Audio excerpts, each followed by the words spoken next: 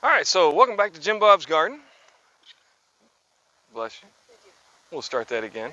My cameraman just sneezed all over the camera. Oh my God, now the camera's got coronavirus.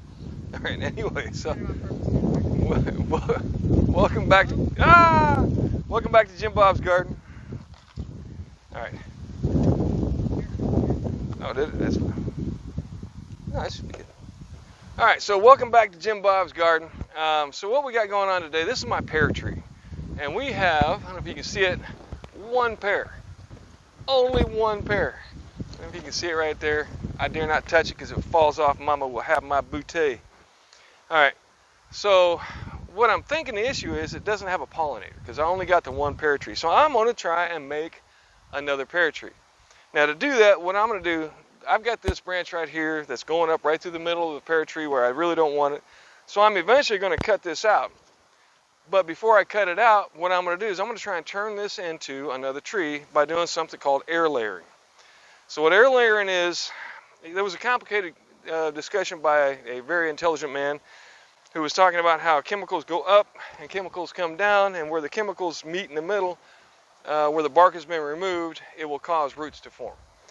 Bottom line is, if you get something going right here, all right, wrap it around, the idea is that I'll be able to get the roots to form in an area right here, chop this off, and I will have a clone of this tree that will fruit much faster because it's a clone of the bigger tree, instead of having to wait for many years for it to grow up. So we're going to give it a shot. Like I said, either way I want a new pear tree, and no matter what happens, I'm cutting this out anyway, so I'm not really losing anything. All right, so to do this project, we're going to need a couple of things. One, you need some kind of container. Now, you don't have to do the container method. What a lot of people do is just take dirt or sorghum moss and wrap it around with plastic wrap and wrap that around the tree. I'm going to use this container. I'll show you why. Excuse me. It does two things for me. One, I think it'll actually hold more dirt and be better in the long run. And two, it's a great way to reuse these. These are from Wendy's. They were Mama loves her Baconator fries. So these are the Baconator fry containers. So it gives me a way to reuse them. So you're going to need that, some plastic wrap, some tin foil, a really sharp knife, a pair of scissors, some rooting compound, some sort of brush, paintbrush, or this is a makeup brush, and then a wad of dirt. Now another thing I like about these containers is that I've got multiple, because Mama really likes her Baconator fries. But the nice thing is, so I can already determine how much dirt I need and put it, in a nice little container. And then also, since I've already got the holes cut in it, I can let it drain out because you don't want a lot of moisture in there. You just want it nice and damp so you can form it.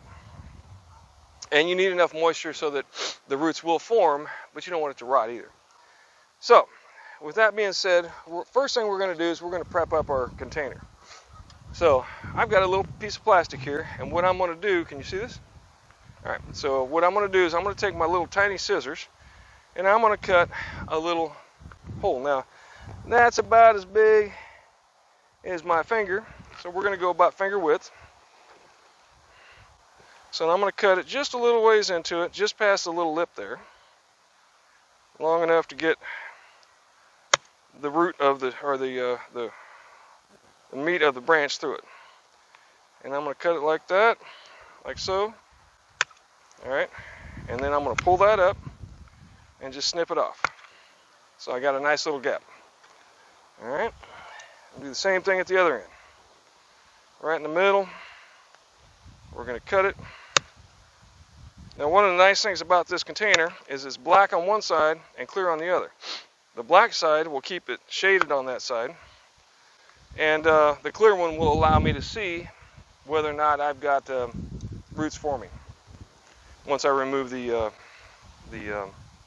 tin foil. All right, so with that being said, now what I want to do is I want to remove the leaves. And I'll use the scissors to do the same thing because they're just small leaves. I'll trim them back a little ways. Obviously, I don't want the leaves in with my area where I'm trying to make roots. Cut them back a little ways up. Now, keep in mind, this is how I'm doing this. I've seen a couple different methods online. Like I said, some people use the sorghum moss. Some people do it with dirt, but use just cellophane. I'm going to try this method, and we'll see how it goes. So you can do what you want. This is what I feel is going to be successful, so I'm hoping that it's going to work. So if you can get a close-up here, Bree. So what I've got a node here and a node here. And so what I'm going to do is I'm going to take the bark off in this node area here, in between the two. That's what the sharp knife is for. So we're going to take our knife, oh, was it right about here, and we're going to go around the branch, and we're just trying to cut deep enough to go through the bark. You're not trying to cut the limb off. And that's why I have my glasses. So one other tool you need if you're old, glasses. All right, where's my cut? There we go. Take that all the way around to the other side. All right. Now, it really helps if the knife is plenty sharp. So make sure you got a good sharp knife to do it. Some people will tell you that you should sterilize the knife. I don't know. I don't believe too much in sterilization of anything. But that's just me. It's nature. Nothing in nature is sterile.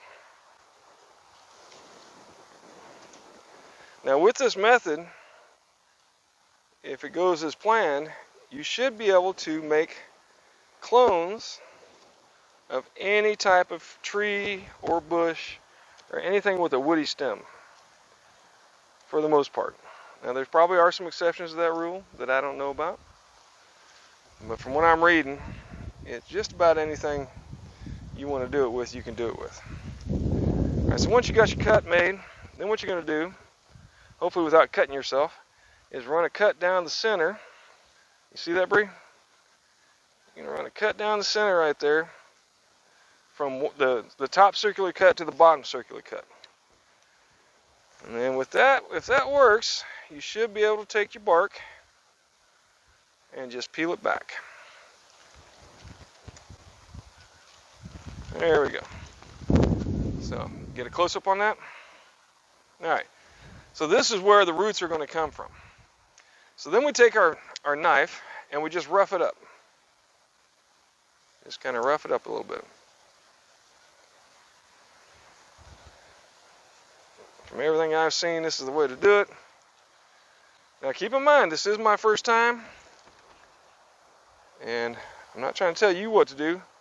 I'm trying to tell you what I am doing. So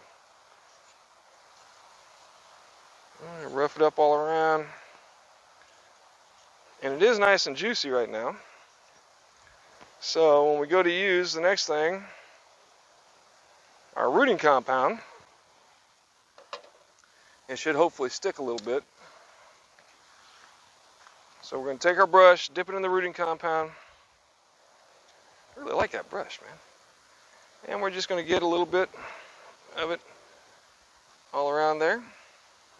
Now what we're going to do is take this dirt. Actually, I'm just going to use that. And I'm going to take about half of that and put it in the top.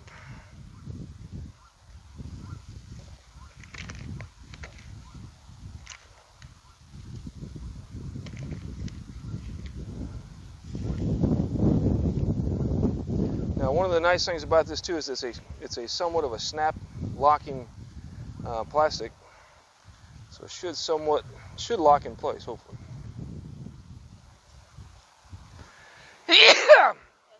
Excuse me. It's not coronavirus, it's just pollen. Thank you.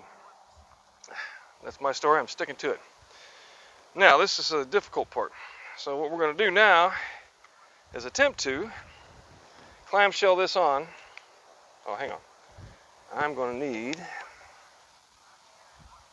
let's see. Let's see if I can hold this on or not.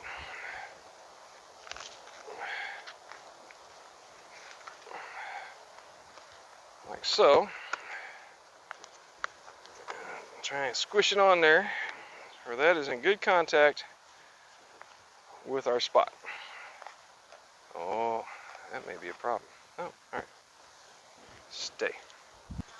And the idea here is to mostly just hold it in place and get it locked in so it doesn't go sliding around.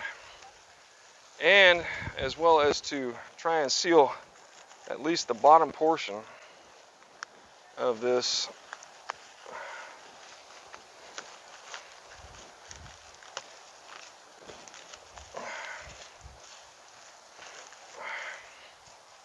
so that we don't get a lot of leakage out of there. Let me see. And then this aluminum foil,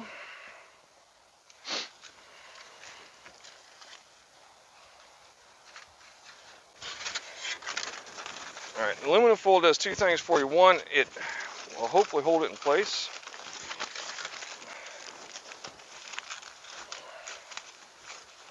All right. And two, it helps to seal, but it also covers it up so it's not allowing light in, because you don't want light in this area. If roots don't grow in the light, trees do. So it should hopefully seal it all in. And if you twist that on there nice and snug, that should hold it in place.